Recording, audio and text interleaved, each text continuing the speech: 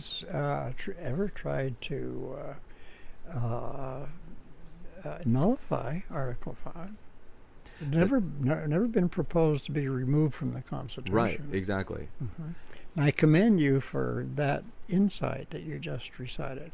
It's wonderful. Oh, thank you. So, but I think to really look at what the tools that we currently have to see, okay, where in the Constitution do we have the ability to resolve some of these issues, right?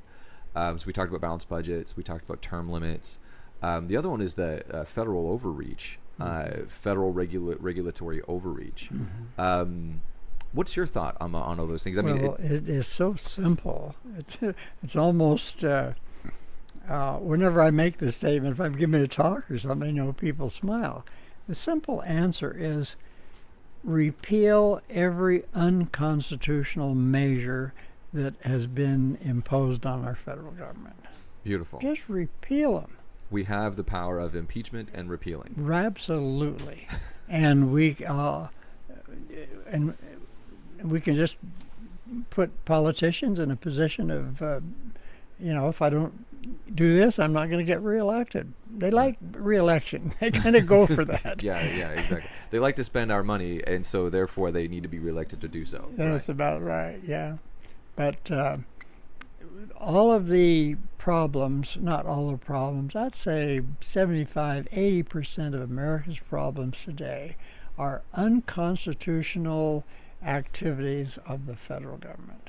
It's interesting. We were looking at Article 3 yesterday at dinner, and we were looking at how the Congress actually has the ability to limit the courts into their federal jurisdictions. Right. And that's right inside of Article 3. Right. And so, as I'm on a journey to understand the Constitution more and more, I start looking at it going, yeah, like, guys, we have a massive trigger. We have this kind of this nuclear bomb that we could set off on our own Constitution. But keep in mind that that Article 5 is for changing the Constitution. It's not for changing the senators that you have. It's not for changing the legislature. Precisely. It's not for changing the people in the legislature. That's right. It's for changing the actual Constitution. That's right. And understanding its mechanics gives great weight,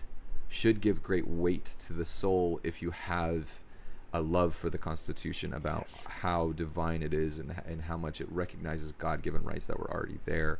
And so it should not be something that's run into lightly. I don't want to say I'm disappointed, because that wouldn't be accurate, but I'm concerned that a lot of the applications that are put there are there to send a message.